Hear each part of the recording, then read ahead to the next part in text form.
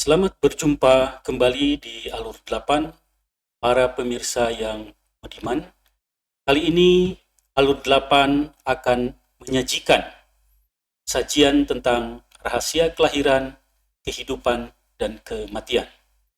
Dengan suatu pertanyaan dari episode keempat ini, yaitu, dari mana manusia muncul ke dunia ini? Para pemirsa yang berbahagia, zaman dahulu, istilah dibuat oleh Tuhan atau dibuat oleh dewa merupakan jawaban terhadap seluruh fenomena alam. Hal ini karena zaman dulu orang belum tahu realitas atau ilmu di balik fenomena alam yang terjadi. Misal di sini diilustrasikan ada pohon mangga. Pohon mangga bisa menghasilkan buah.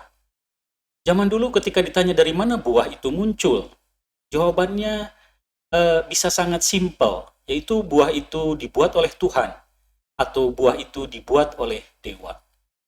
Juga ilustrasi misalnya dari mana air hujan datang, kenapa bisa hujan, kenapa bisa timbul petir.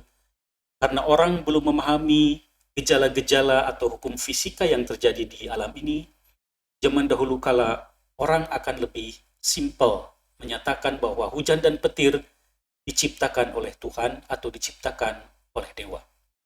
Tapi kini orang tahu bahwa ada suatu rangkaian sebab akibat dari seluruh fenomena alam. Bagaimana pohon bisa berbuah, bagaimana hujan turun, bagaimana timbul petir sebagai semuanya gejala alam bisa diterangkan baik itu secara hukum fisika, hukum biologi, dan yang lainnya.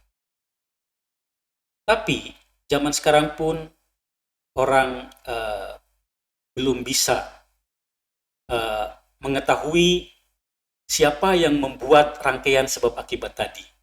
Ya. Maka karena belum bisa mengetahui semua kekosongan, ketidaktahuan akan fenomena alam akan kembali diisi oleh konsep tentang Tuhan. Karena itu, tentunya konsep tentang Tuhan masih penting hingga hari ini menjadi pegangan kita semua sebagai manusia, ya. Nah, jika kita lihat abstraksi tentang penciptaan manusia pun, setiap orang jika ditanya siapa yang menciptakan manusia, itu akan dijawab dengan simpel, manusia adalah ciptaan Tuhan. Karena memang sulit diketahui dari mana munculnya manusia ini. Tetapi jika timbul pertanyaan, kenapa ada orang yang terlahir misalnya di keluarga kaya dan ada juga orang yang terlahir di keluarga yang miskin? Lalu kenapa ada manusia yang terlahir sehat, tetapi ada juga manusia yang terlahir cacat? Ya. Nah, pertanyaan-pertanyaan tersebut sulit untuk dijawab. Maka manusia pun akan bilang bahwa itu semua Tuhan yang menentukan. Jika dipertanyakan apakah itu adil atau tidak, ya, ada yang terlahir kaya, terlahir miskin, terlahir sehat, terlahir cacat, apakah itu adil? Maka sulit untuk diperdebatkan dan orang akan menghindar untuk memperdebatkan. Maka jawaban yang simpel adalah Tuhan tahu apa yang terbaik bagi manusia. Dan itu tidak bisa diperdebatkan lagi. Jika diperdebatkan, maka Anda akan dianggap melawan ketentuan Tuhan. Ya. Nah, tetapi para pemirsa sekalian, sebetulnya kita bisa mengetahui, ya, dan bisa menjawab pertanyaan-pertanyaan tadi, kenapa manusia ada yang terlahir cacat, ada yang terlahir sehat, ada yang terlahir di keluarga kaya, ada yang terlahir di keluarga miskin.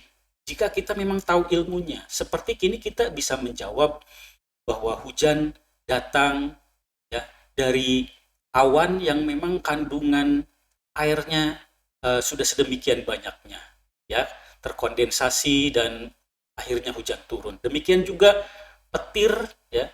Ternyata petir itu fenomena gesekan elektromagnetik yang sangat besar di atmosfer, ya. Nah, itu kan secara ilmiahnya bisa diterangkan, ya, bahkan oleh orang-orang yang tetap beriman kepada Tuhan, ya, Hal itu sama alasannya dengan orang-orang yang tidak beriman kepada Tuhan. Nah, demikian juga dengan rahasia-rahasia kelahiran tadi, kenapa manusia lahir pada keluarga miskin, keluarga kaya, ada yang terlahir cacat, ada yang terlahir sehat, itu bisa kita terangkan sebagai bagian dari rahasia-rahasia kegaiban. Para pemirsa sekalian, dalam kehidupan, orang-orang melakukan perbuatan, baik itu perbuatan baik maupun perbuatan buruk. Seluruh perbuatan, berbagai macam perbuatan, perbuatan baik dan buruk akan terakumulasi dalam suatu bentuk bisa kita sebut potensi perbuatan. Potensi perbuatan ini hanya istilah ya, untuk alat bantu ya, untuk alat bantu abstraksi kita bahwa yang penting adalah kita memahami apapun yang orang perbuat, baik atau buruk, itu akan terkumpul menjadi suatu potensi perbuatan. Potensi perbuatan ini suatu saat jika menemukan kondisi yang tepat itu akan berbuah ya. Berbuah dalam bentuk apa? Ya. Dalam bentuk misalnya seluruh pengalaman-pengalaman baik dan buruk yang kita alami selama hidup ini. Jadi apapun pengalaman baik dan buruk yang kita terima ya, itu adalah hasil perbuatan kita di masa lampau yang sedang berbuah. Misal kita mendapatkan perolehan harta benda ya, atau kehilangan materi karena kecurian. Memang perolehan harta benda itu kita bekerja. Bekerja itu sebagai pengkondisi ya, usaha dikondisikan ya. Nah, dengan bekerja kita dikondisikan dengan baik ya, dengan usaha yang sungguh-sungguh, maka potensi perbuatan yang baik akan berbuah menjadi perolehan harta benda misal. Tetapi walaupun kita berusaha sekuat tenaga ya, jika potensi perbuatan baik kita ada sebetulnya banyak tapi tidak sedang siap untuk berbuah, belum matang, maka itu tidak akan berbuah menjadi perolehan. Ya, harus menunggu. Jadi pertama yang harus ditunggu adalah potensi perbuatan siap matang. Kedua ada kondisi ya, ada kondisi yang tepat. Nah, demikian juga dengan pengalaman misalnya kita disakiti orang lain. Ya, itu adalah perbuatan buruk kita di masa lampau sudah matang dan terkondisi dengan tepat untuk kita saat itu menjadi disakiti oleh orang lain. Demikian juga ketika kita dicintai oleh orang lain, mendapatkan cinta, itu adalah perbuatan baik kita di masa lampau sedang berbuah. Nah, potensi perbuatan juga bisa berbuah dalam bentuk kedudukan sosial. Kedudukan sosial yang tinggi, artinya itu atas usaha dikondisikan, tetapi memang juga ada potensi perbuatan kita, kumpulan di masa lampau yang baiknya, sedang saatnya tepat siap untuk berbuah matang. Ya. Jika kedudukan sosial rendah, itu artinya belum ada perbuatan baik yang siap matang dan belum ada kondisi yang tepat.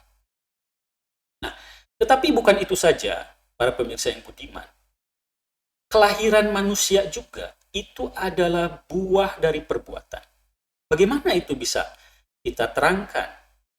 Ketika manusia mengalami kematian, maka akan segera pada momen berikutnya itu secara random ya, yang akan sangat sulit kita ketahui bagaimana randomnya, potensi-potensi perbuatan kita dalam kehidupan sebelumnya akan ada yang matang, membentuk batin baru dan membentuk materi jasmani baru, sehingga terciptalah makhluk baru, di mana makhluk baru ini jika makhluknya bentuknya manusia, itu akan masuk ke dalam perut atau rahim seorang ibu yang secara tepat waktunya dibuahi oleh suaminya ya, membentuk campuran ovum dan sperma. Maka bentuk kehidupan baru akan masuk ke situ, bercampur membentuk zigot.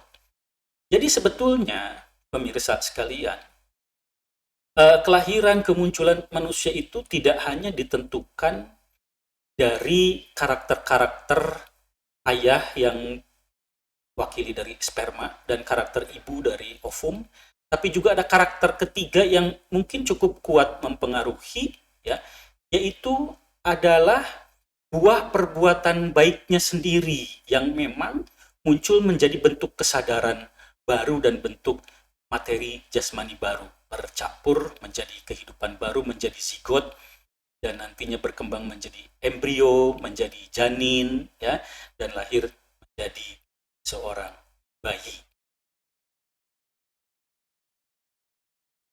Pemirsa yang berbahagia, banyak orang percaya akan alam kehidupan berikutnya, ya, setelah kematian dari kehidupan ini. Hampir semua umat beragama percaya demikian, agamanya apapun.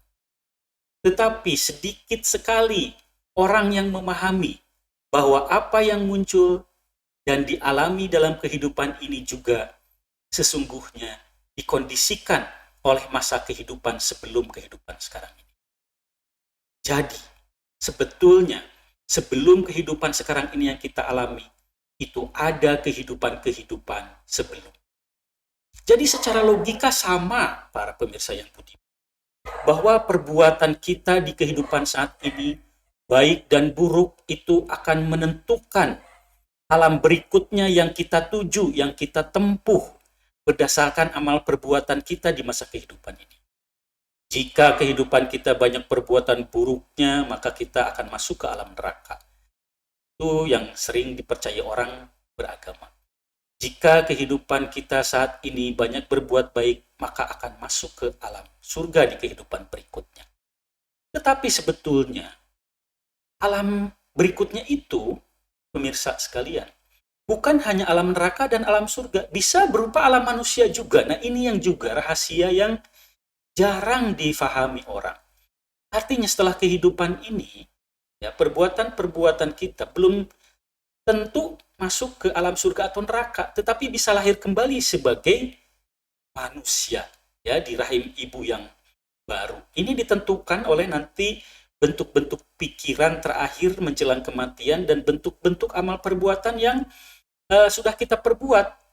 Nanti secara alamiah menurut hukum dari hukum perbuatan itu akan menuju alamnya yang cocok, apakah alam neraka, alam surga, atau alam manusia.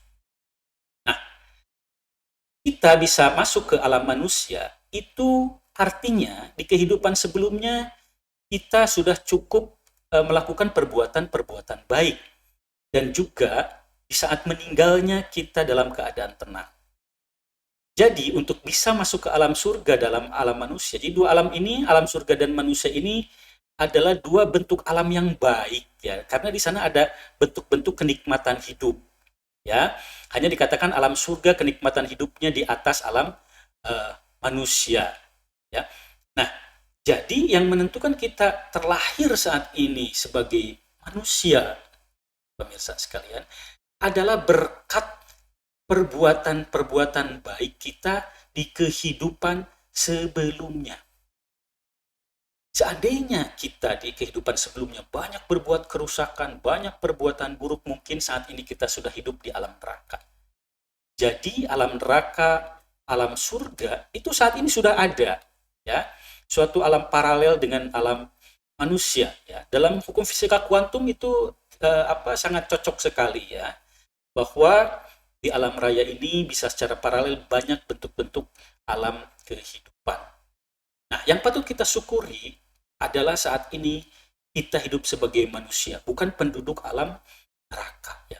Artinya, kita di kehidupan sebelumnya sudah cukup berbuat baik dan menjelang kematian pikirannya tenang sehingga kita terlahir di rahim ibu kita. Dengan demikian ini harus menjadi motivasi bahwa kita di kehidupan ini pun ingin banyak berbuat baik agar kelanjutan kita di kehidupan sebelumnya pun masuk ke alam yang baik. Apakah itu alam surga atau kembali terlahir di alam manusia, tidak masuk ke alam neraka. Nah, baik pemirsa sekalian, saya akan menerangkan sesuatu di sini yang cukup rumit, ya. Nah, perhatikan baik-baik karena ini sangat-sangat penting, yaitu tentang kesadaran penyambung kehidupan. Jika kita amati, batin kita bisa muncul dengan jenis berbeda saling berganti. Semisal suatu momen batin kita sedang bahagia, di momentum lainnya batin kita sedih, atau marah, atau dalam keadaan tenang, dan berbagai macam bentuk-bentuk batin. Ini artinya batin kita itu tidak tetap, muncul lenyap, muncul batin bahagia, hilang, diganti misalnya dengan batin sedih, ya hilang lagi, bisa diganti dengan batin tenang, hilang lagi, lalu marah, dan demikian ya, tergantung kondisi-kondisi yang kita alami dalam kehidupan ini. Jadi batin bukan sesuatu yang utuh yang tidak pernah berganti. Batin itu muncul lenyap ya. Seperti gelembung-gelembung air sabun yang meletup-letup, seperti itulah kira-kira secara abstraksinya. Ya, keadaan kemunculan batin. Nah, ada momentum kematian yang sebetulnya momentum kematian itu juga bentuk kesadaran batin sebetulnya ya, yang sangat singkat, yaitu kita sebut saja itu adalah kesadaran kematian ya, yang bentuknya hanya sesaat. Momentum kesadaran kematian akan langsung disambung dengan suatu kesadaran kelahiran kembali, ini yang hijau ya, sebagai kesadaran penyambung pada kehidupan berikutnya, disertai dengan susunan materi jasmani baru. Ya. Nah, kita perhatikan bagian di bawah ini. Ya.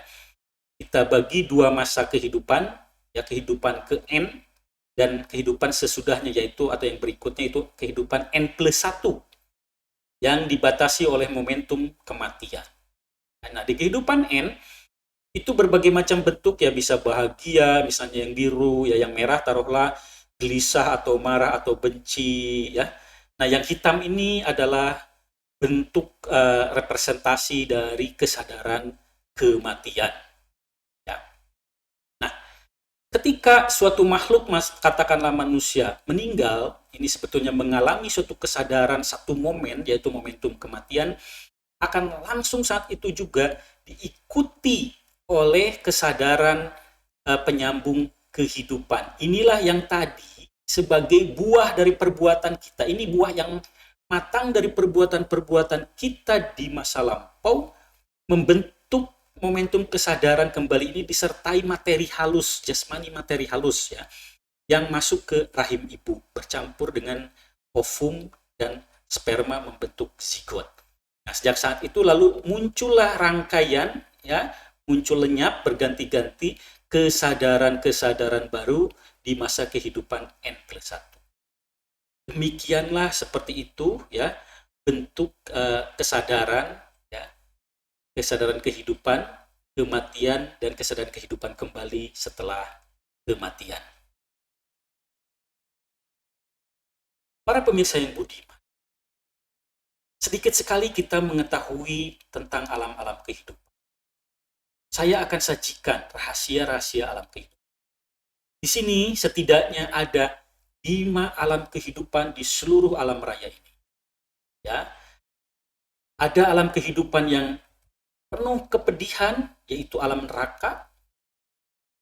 Lalu ada alam jasmani kasar, ya, yang cukup kasar, ya, di mana itu diisi oleh manusia, binatang, dan juga makhluk-makhluk hantu. Ya, biasanya makhluk-makhluk hantu ini makhluk yang menderita. Ya. Lalu ada alam surga indrawi. Alam surga indrawi ini adalah alam surga yang banyak disebut-sebut di kitab-kitab suci agama tertentu, ya, yaitu alam surga yang memang kehidupan di sana itu didominasi oleh kenikmatan-kenikmatan indria.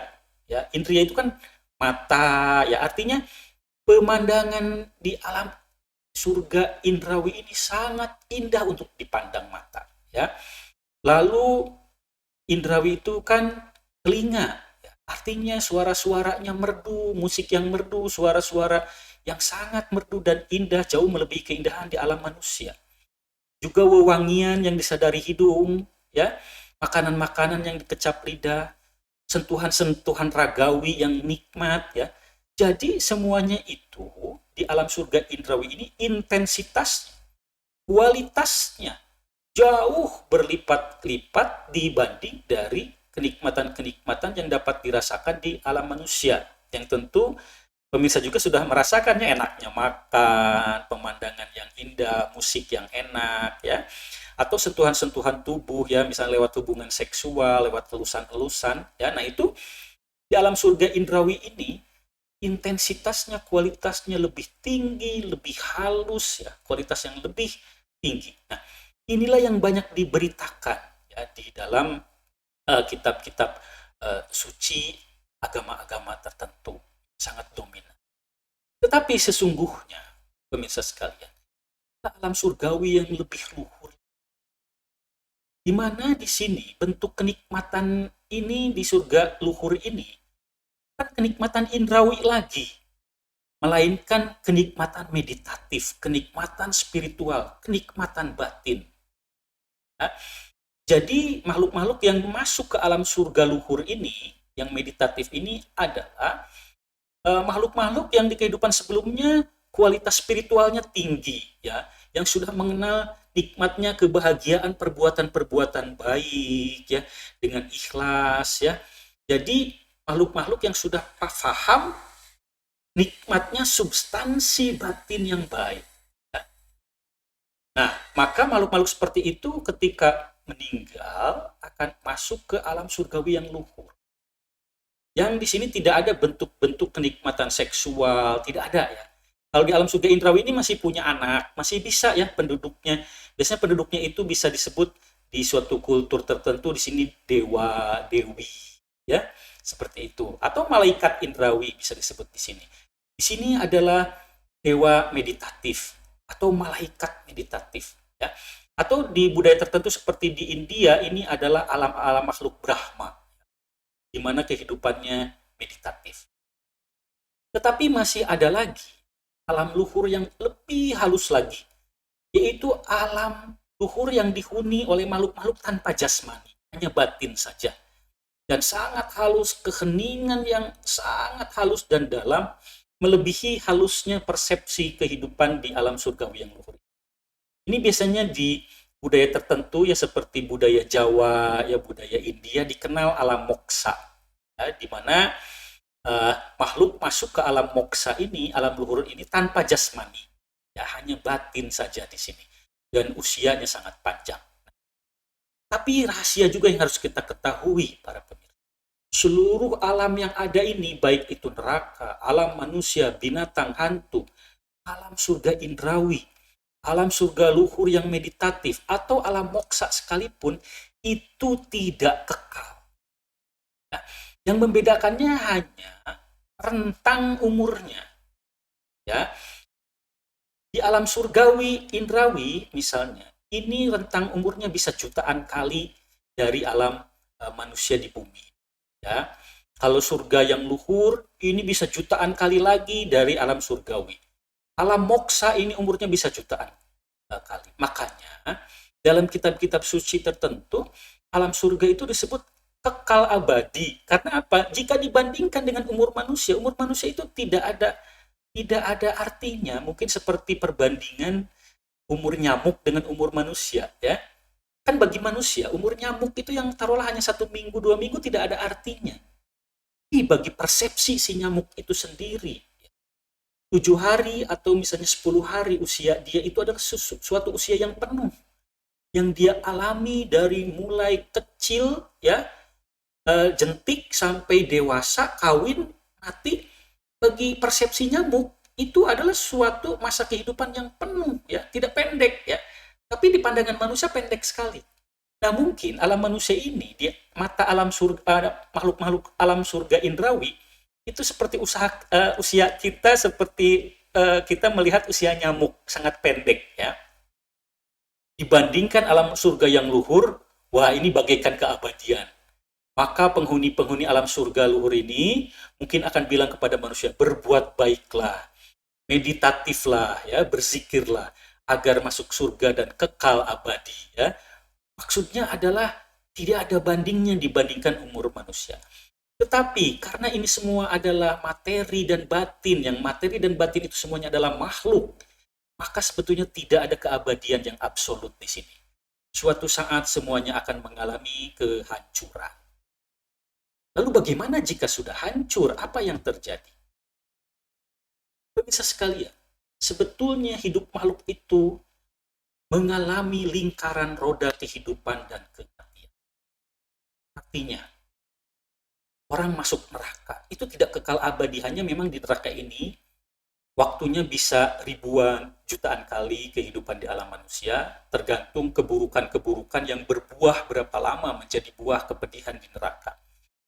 Tapi ada masanya makhluk keluar dari neraka. Ya, mati di neraka, keluar, taruhlah masuk ke alam manusia. Ya.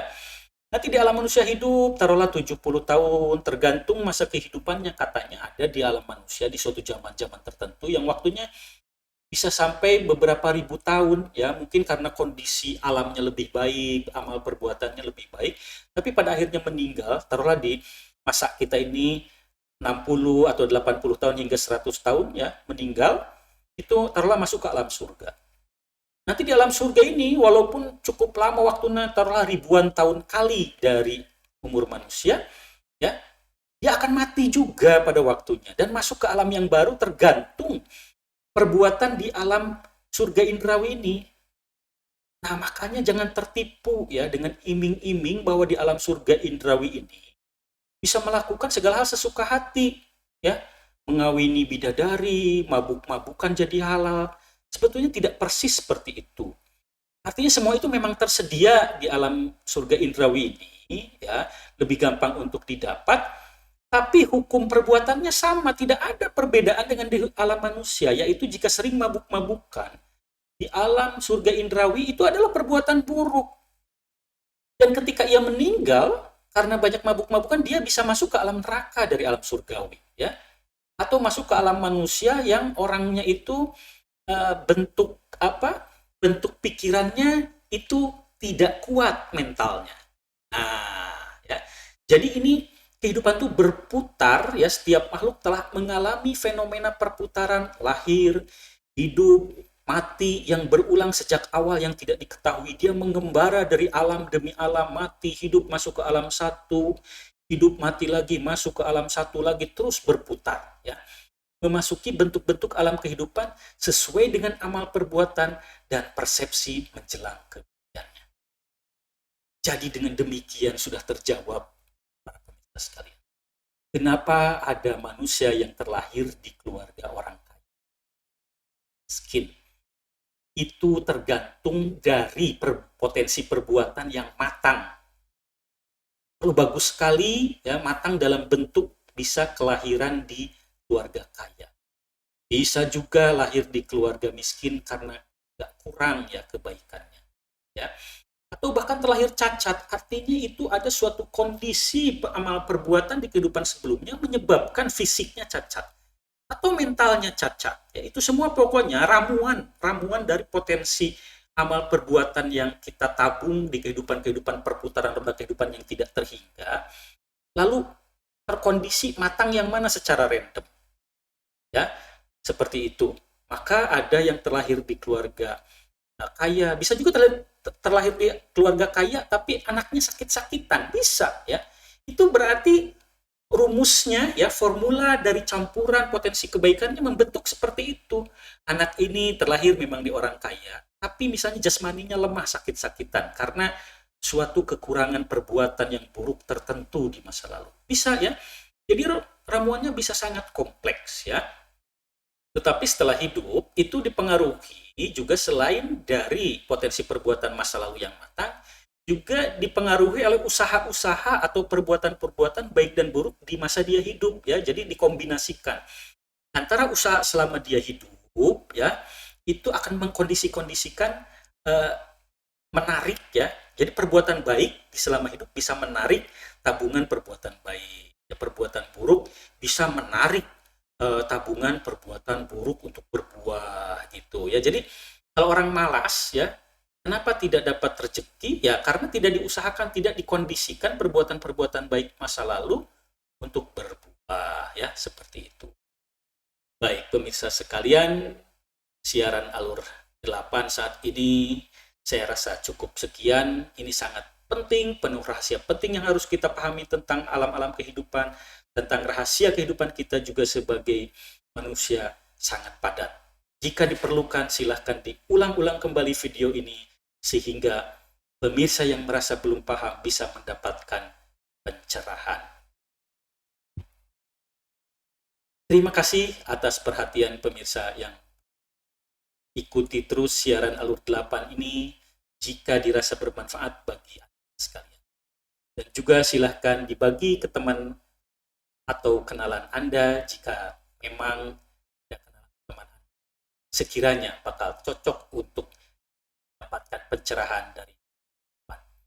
Jangan lupa untuk klik subscribe agar Anda dapatkan notifikasi, juga klik lonceng, gambar lonceng di YouTube, sehingga jika terbit kami upload video berikutnya di Alur 8 bisa tahu notifikasi dari. Terima kasih. Semoga pemirsa sekalian dalam keadaan sehat selalu, hidup berbahagia, dan menjadi lebih termotivasi untuk melakukan perbuatan baik.